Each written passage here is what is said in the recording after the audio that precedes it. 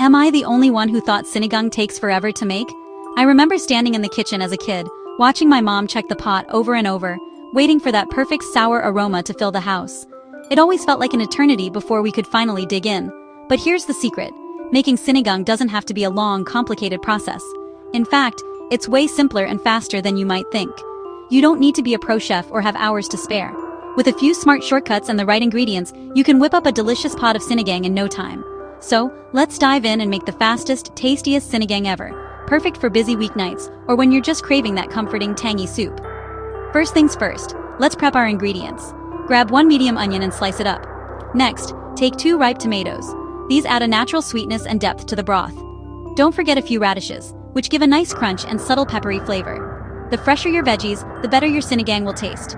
Now, chop up a handful of green beans and a bunch of mustard greens. These greens not only add color and nutrition, but they also soak up all that delicious sour broth.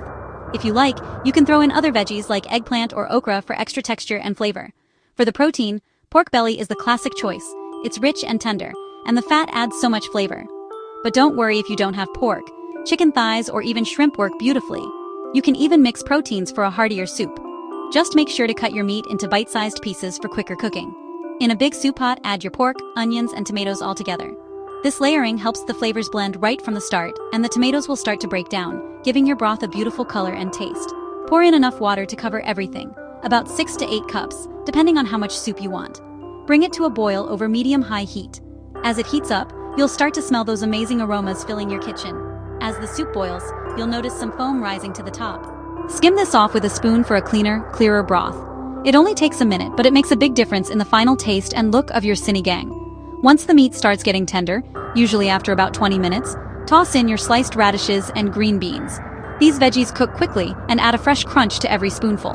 Now comes the magic ingredient, sinigang mix.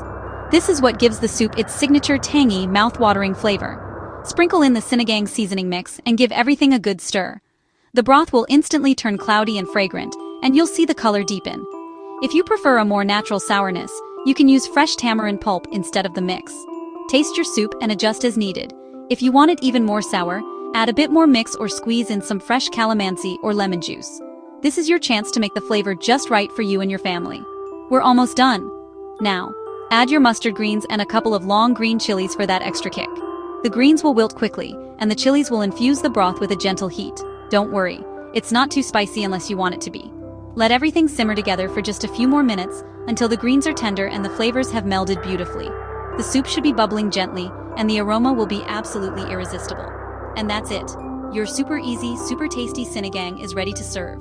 You won't believe how quick and simple it was to make such a comforting, flavorful dish. Serve it piping hot with a generous scoop of steamed white rice. The tangy, savory broth pairs perfectly with the rice, making every bite extra satisfying. Don't forget to savor that comforting warmth. It's like a hug in a bowl. Here's a final tip. A dash of fish sauce at the end brings out even more flavor and ties everything together. Give it a try and see the difference. Happy cooking and enjoy your homemade sinigang adventure.